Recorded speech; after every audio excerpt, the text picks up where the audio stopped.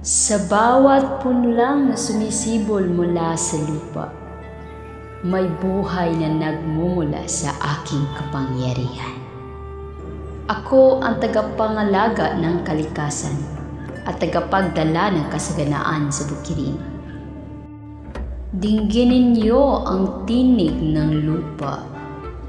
Ako sila Kapati, Diyosa ng agrikultura at kasaganaan.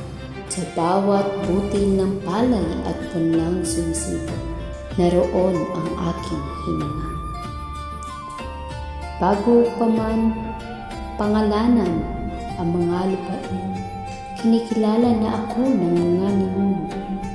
Sa ilalim ng araw at ulan, sila'y lumulubog sa lupa.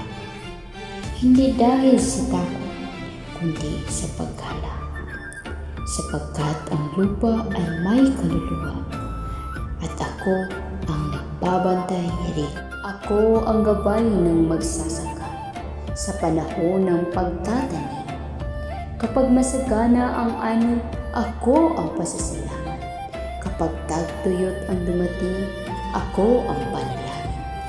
Hindi ako Diyos ang nagagsik ng digmaan. Ang aking kapangyarihan ay nasa binhi at pag-aaral ko.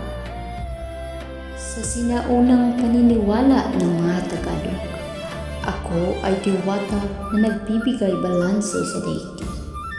May mga ritual at awit na inaalay sa aking pangalan. Ang aking simbolo ay palay, ugat ng buhay ng aking mga anak. Ako ang nag-uugnay sa lupa, tao at pag-asa. Ngunit ako rin ay makatarungan. Kapag inalagaan ng tao ang lupa, ibinabalik ko ang kasaganaan. Kapag ikinagalang ang kalikasan, dinadagdagan ko ang kanilang biyaya. Ngunit kapag ito'y inaabuso, ang lupa ay natutulog at ang ani ay kumakaunti.